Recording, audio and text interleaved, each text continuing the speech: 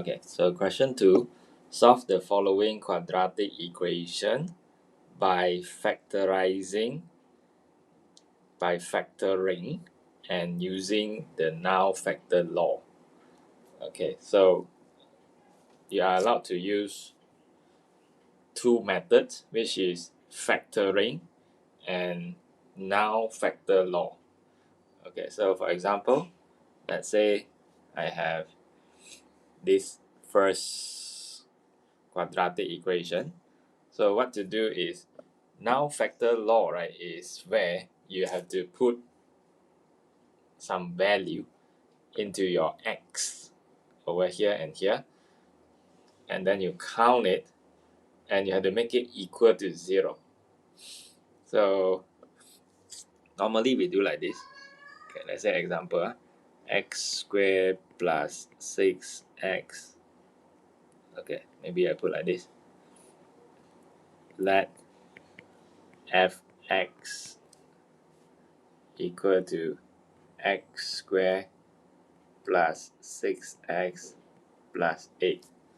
This is fx. So let fx equal to this. And then we keep trying with values, keep trying with values. So for example, what kind of value should we try?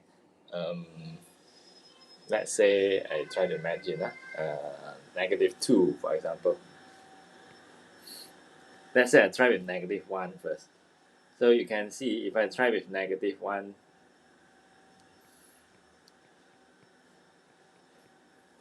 and I count it. So what happened is, if you see, I replace x with -1, x with -1, and x with -1 also. Then I count it. So 1 minus 6, 1 minus 6 is -5. Yeah. New first. Okay, so I count all this, and at the end, 1 minus 5 is negative, 1 minus 6 is -5. -5 plus 8 is +3. So I get +3. What happened then is, it means we don't get 0, we don't get 0. So now factor law, right, we must get 0. So we try with -2 then. So -2 square plus 6 minus 2 plus 8.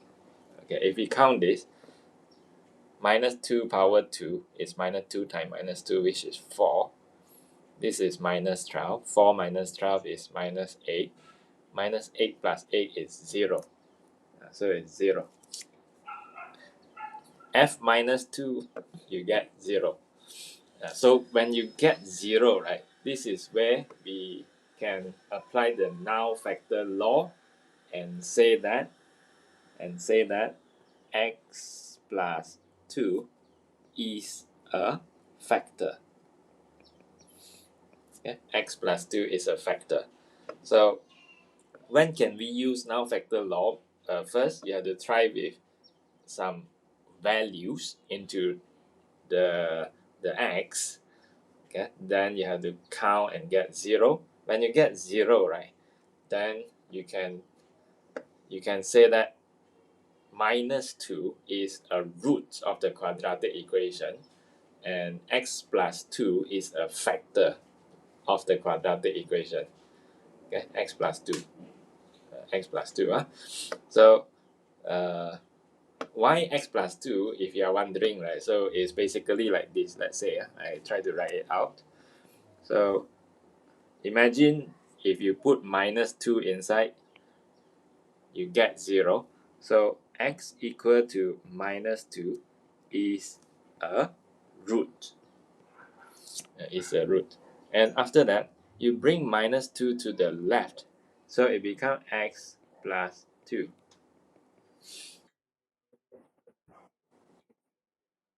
Yes. Yes. We move it across, it changes sign, and that becomes the factor. X plus 2 is a factor. Yeah. So we get one factor. So quadratic equation supposed to have two factors. If it is able to factorize, it's supposed to have two factors. So we keep trying then. F minus 3. I don't try positive value because, these three terms are adding. So if I try positive value, I know positive plus positive plus positive, you won't get 0, you get a bigger positive number. So I don't try positive values. So let's take a look on negative 3. I substitute negative 3 into the x's over there. So negative 3 square, 6 times negative 3 plus 8. And then I count it. So minus 3 square, that is 9.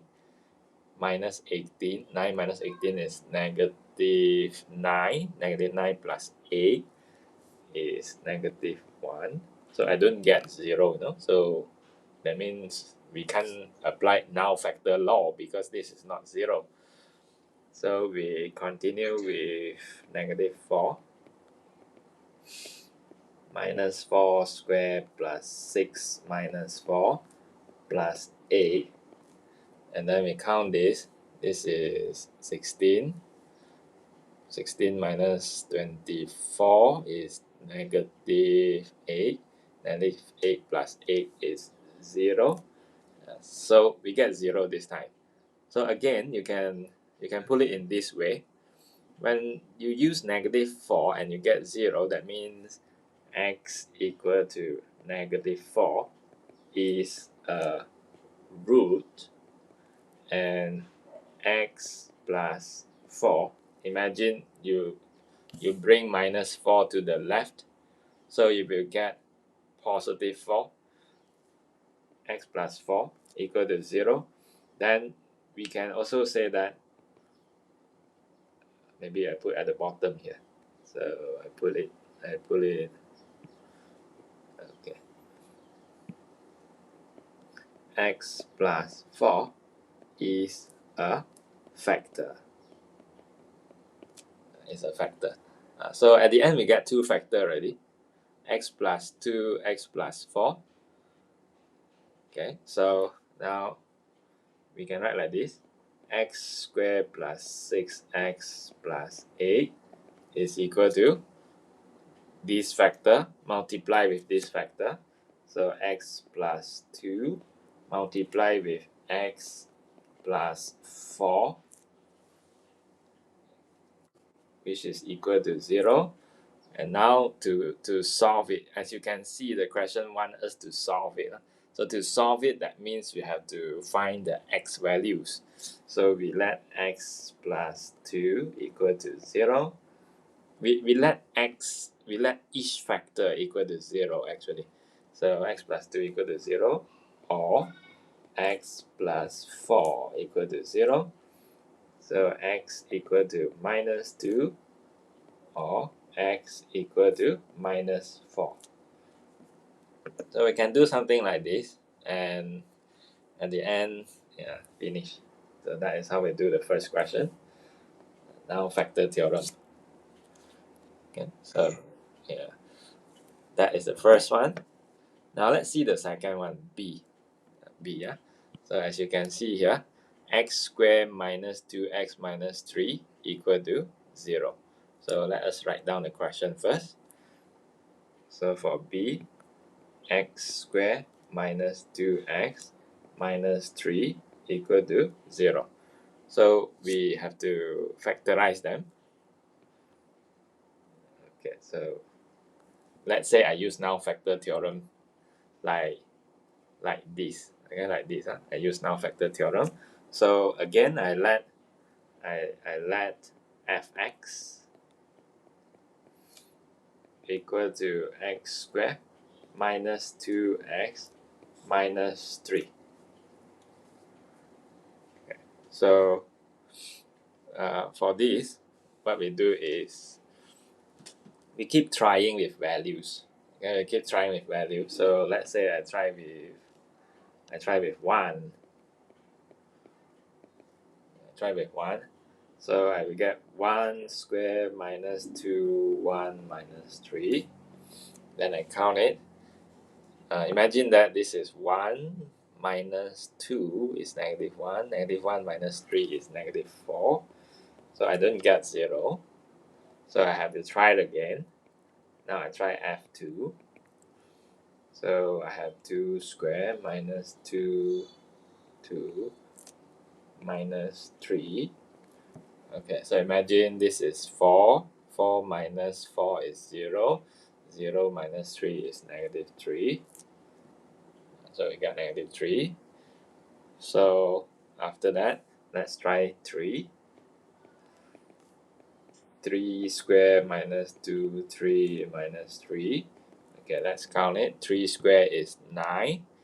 9 minus 6 is 3. 3 minus 3 is 0. 0. So we get 0 already. So based on the working that we have done just now, so you can see that it works in a similar way actually. So when you substitute 3 and you get 0, that means x equal to 3 is a root. Then imagine you bring the 3 to the left. X minus 3 is x minus 3 equal to 0. X minus 3 equal to 0. Then we can say that x minus 3 is a factor. It's a factor. Okay, so we get one factor already. Okay, so we get one factor, and to get another factor, so you have to continue trying with integer values until you get 0 for the second time. So let's say this time I try negative 1. I try negative 1. So I substitute negative 1 into the x. Negative 1 square. Negative 1. Okay, so imagine minus 1 square is minus 1 multiplied with minus 1. So end up with positive 1. Minus 2 times minus 1 is positive 2. So positive 1, positive 2, we get positive 3. Positive 3 minus 3, we get 0. Okay, then we can say that we get x equal to minus 1 to be a root. Then x plus 1 equal to 0. Then x plus 1 is a factor. It's a factor. Okay, so you get two factors now. So what to do is, okay, let's say I continue here. Okay, we can write it in this way. As you know, this is our quadratic equation. X squared minus 2x minus 3 equal to 0. We managed to find out two factors. The first one is x minus 3. The second one is x plus 1. Okay, then as you can see what we did previously, we can let each factor equal to 0 and find out their corresponding x values. So x minus 3 equal to 0, x equal to 3. X plus 1 equal to 0, x equal to minus 1. So these two are the answers. Okay, so that is the null factor law. That is how we use it. So this question settled already. Okay, so let's look at the question now. Sketch the following parabolas by factorizing and solving to find the intercepts, label the turning point, and the intercepts. Okay, so we have A here. Y equal to x squared plus 4x plus 4. Okay, so this is the first one. So we have to do a few things. The first thing is they ask you to sketch. Before you sketch, you have to factorize it. You have to factorize. Okay, so I just mark down first. We have to sketch. We have to factorize. we have to solve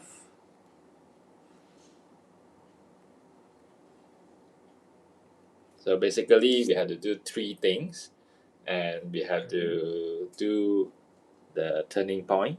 That is the fourth thing. So there are plenty of things to do.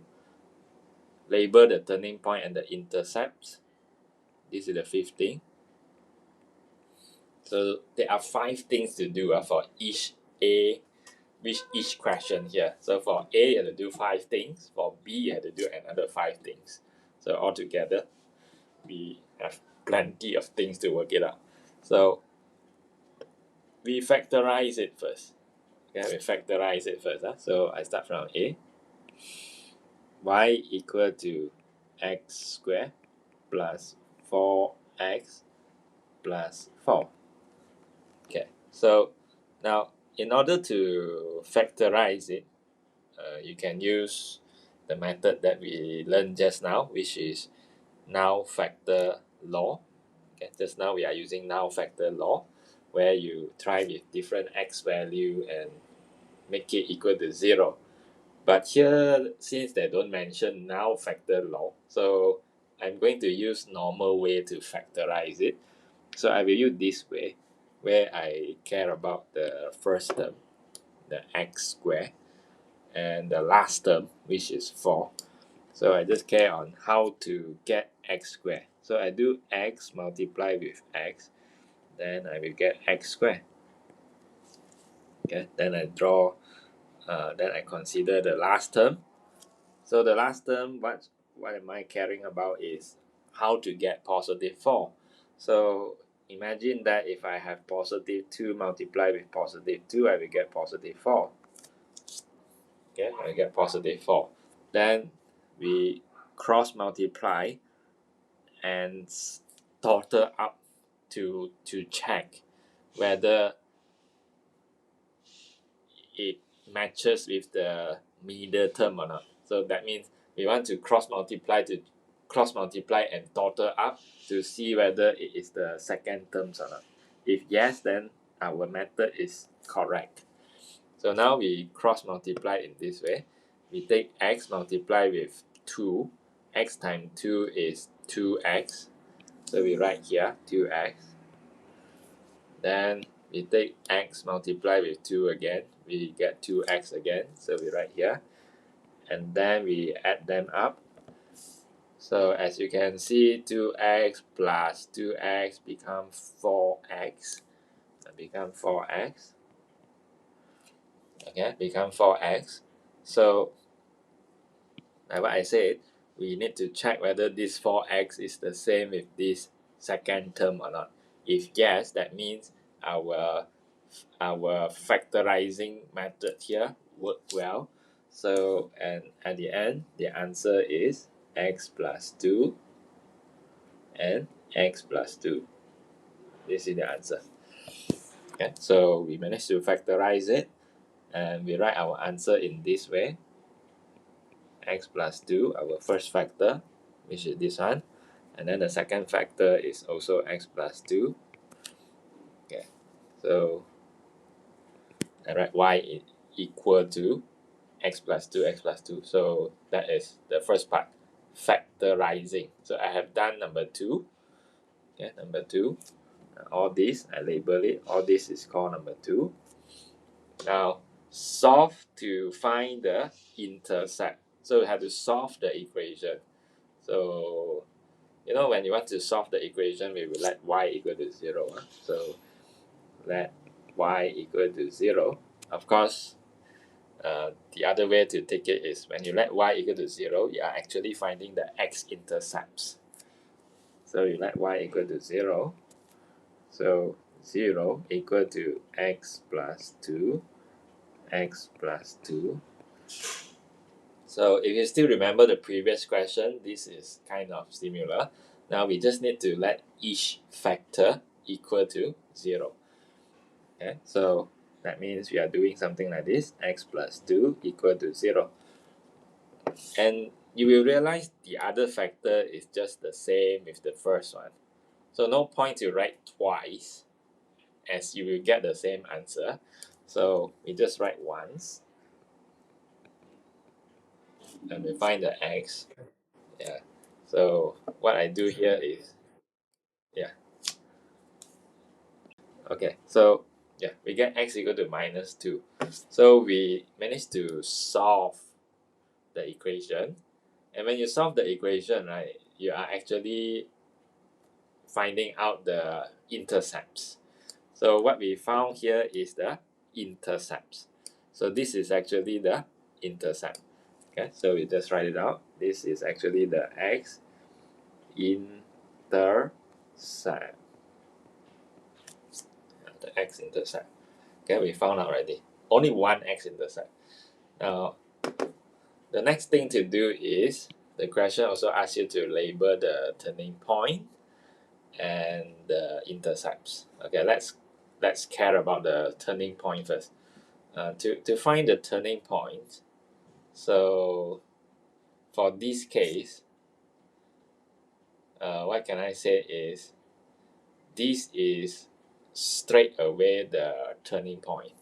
Okay, this is straight away the turning point. So how we know this is straight away the turning point? The x-intercept is the turning point. Okay, so I will put it in explanation after a while. I write down first. The turning point is -2, 0. Okay, so how I know the x-intercept is turning point? So it's because of this reason. Because when you factorize, right, you get the same factors. When you get the same factors, that means your graph is not going to be like this, where if you get two different factors, then you get two different x-intercepts.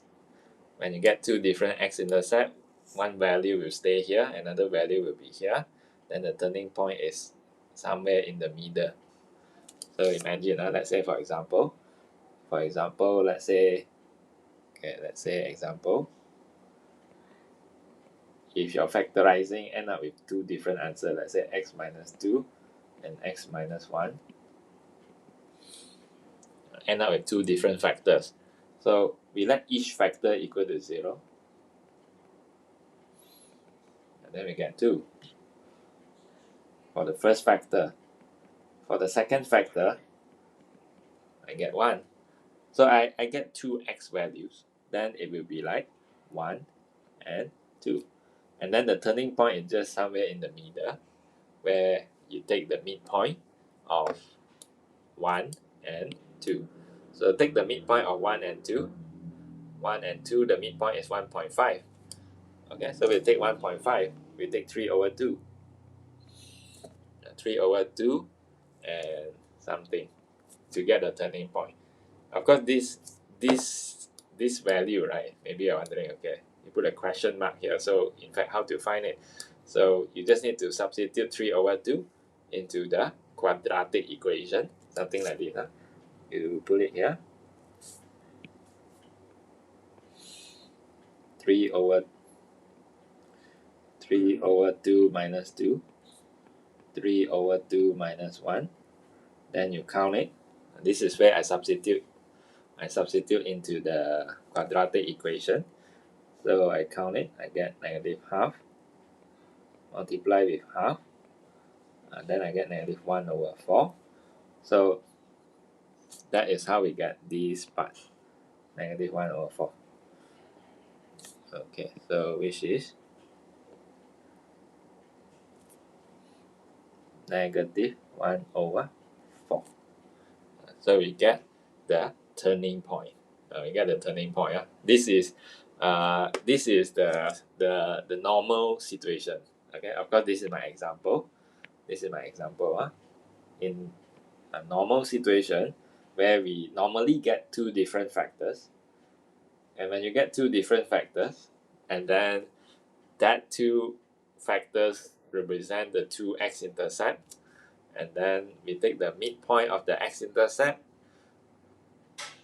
that represent the x-coordinate of the turning point, and then you substitute the x-coordinate of the turning point to the quadratic equation and find the y, then the y represent the y-coordinate of the turning point. So normally it is like this.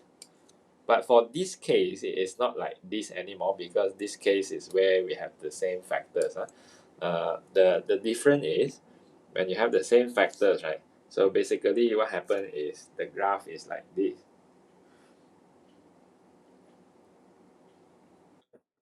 Okay, it's like that.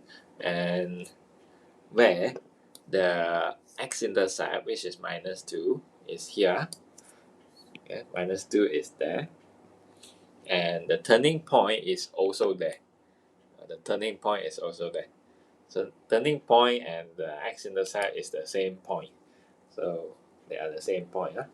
Okay, so the difference is, you can see, if you get two different x values, so the graph will be like cross the x-axis and cross the x-axis again. So two different x value, the quadratic graph or the parabola will cross the x-axis. Okay, cross. So this is where it crosses the x-axis. So I said cross, yeah. But if, let's say, you have the same factors, end up with one root only, then you will see the graph does not cross the x-intercept. They are like what we call touch and go. They touch the x-axis and then they go away from the x-axis.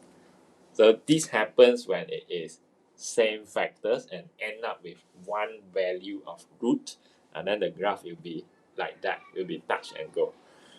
Okay, will be touch and go. So that's why x-intercept is that point, because the graph is going to touch the x-axis and go away. So it forms turning point as well. Okay, so now, okay, we have the turning point already, and the intercepts. So what other intercept do we have here is actually the y-intercept. We already found out x-intercept. We haven't found out y-intercept.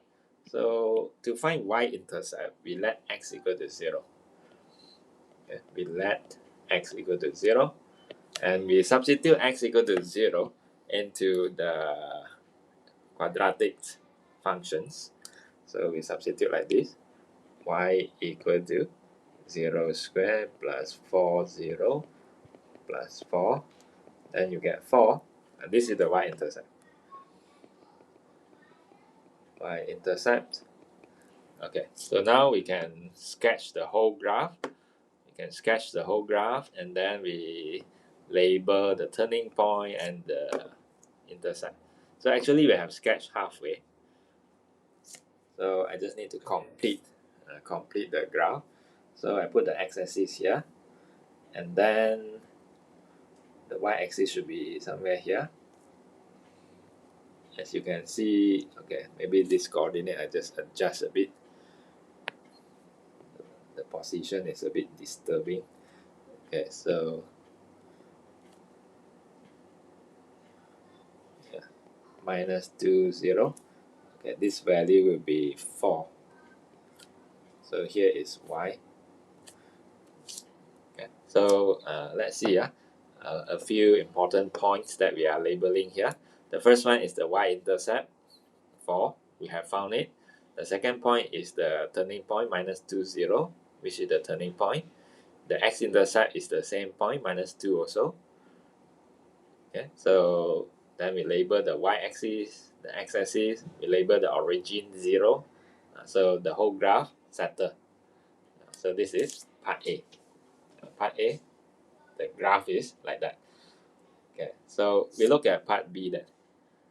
Part B, the other questions. So we have y equal to x squared minus 3x minus 10. Okay, so we put it down here.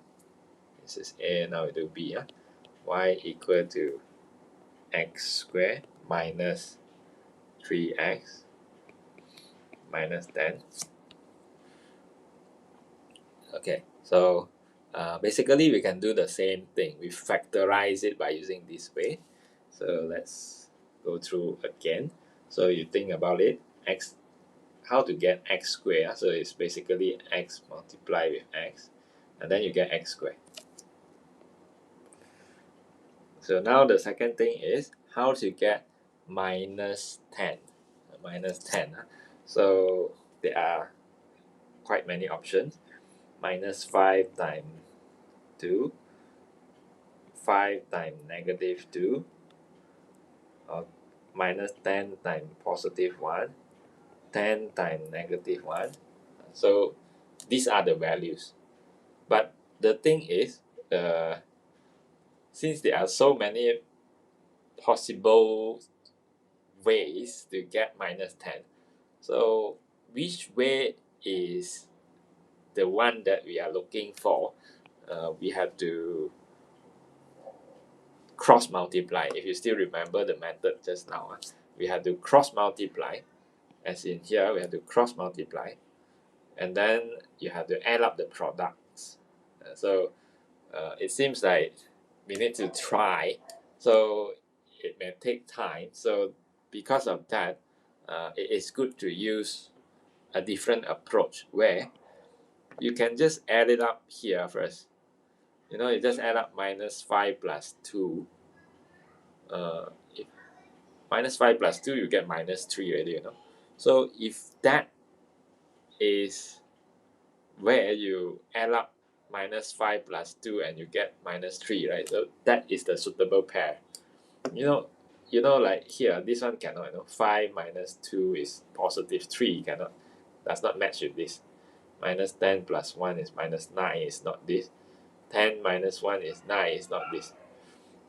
So the convenient way to do it is, after you determine the two numbers that multiply to get the last term, minus 10, then you add them up at the same time to make sure you get the middle term. If that works, so that means this is the suitable pair.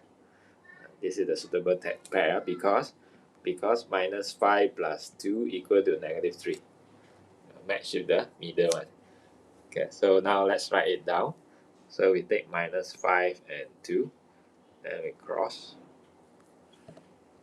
Okay, but before that, let us write down at the bottom first. Minus 5 plus 2 is minus 10. It's minus 10. Okay, so which match with the last term, and then we cross multiply. 5x times minus 5 is minus 5x. Then x times 2 is 2x. Then we add them up.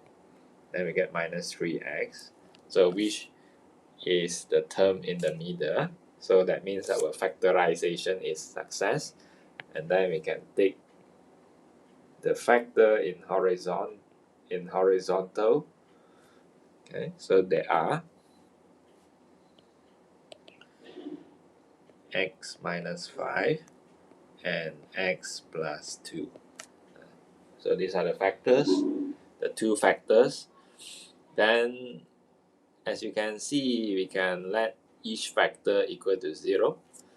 Okay, so we do like this. Let y equal to 0. So we let each factor equal to 0.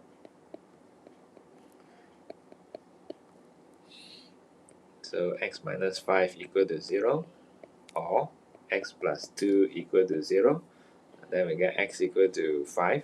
So imagine I bring minus 5 to the right, so I get 5. Then I bring positive 2 to the right, I get negative 2. So these are the x-intercepts. So there are two x-intercepts here. Okay, now like what I told you before, if you get two x-intercept, right? So that means there are two different values of the x-intercept, and then the turning point is just in the middle of the two x-intercept. It's something like this. Let us use graph to let you imagine. So your graph, your x-axis, so it's like this.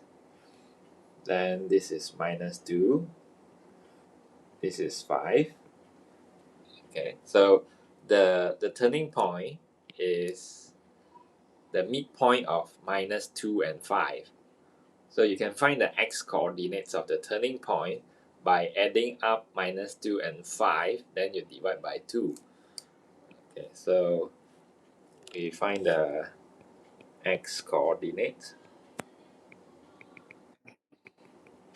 of the turning point. So what can we see is we add up the two x values, minus 2 plus 5, then you divide by 2, then you get 3 over 2. This is the x coordinate of the turning point, 3 over 2. Okay, so this is 3 over 2. And then again, we don't know the y, this y coordinates of the turning point. To find it, so you can just substitute the x coordinates, 3 over 2. You can substitute it into the first equation here. This is option 1. Or you can substitute it into this equation where we have factorized it. So both will be just fine. Let's say I substitute to the first one. Okay, so I write down the working. Substitute x equal to 3 over 2 into y equal to x squared minus 3x minus 10. Okay, then we get y equal to 3 over 2 squared minus 3 over 2 minus 10. Then we had to count this out. So I just press calculator for this. 3 over 2 square minus 3 times 3 over 2 minus 10. Okay, so I get minus 49 over 4. And that is the y coordinate, minus 49 over 4. Okay, so I label it in the graph already. Okay, now the last part is we need to find the y-intercept also. Find the y-intercept. So we let x equal to 0, then we find the y. So imagine I'm considering the first equation here. I let x equal to 0. So I will get 0 squared minus 30 minus 10. And we can count it. 0 squared is 0. Minus 3 times 0 is still 0. Then minus 10. So 0 minus 0 minus 10 is negative 10. It's negative 10. Huh? Okay, so it is negative 10. That is the y-intercept. So we label it y-intercept.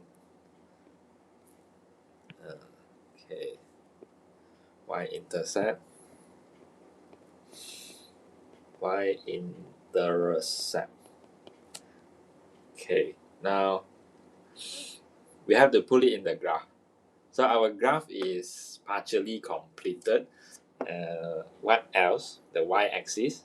You know, y-axis is where x equal to 0. X equal to 0 is somewhere here. Okay, x equal to 0. And then the y-intercept, of course, is the place where the graph crosses the y-axis, which is here. So we get negative 10. And the graph is completed.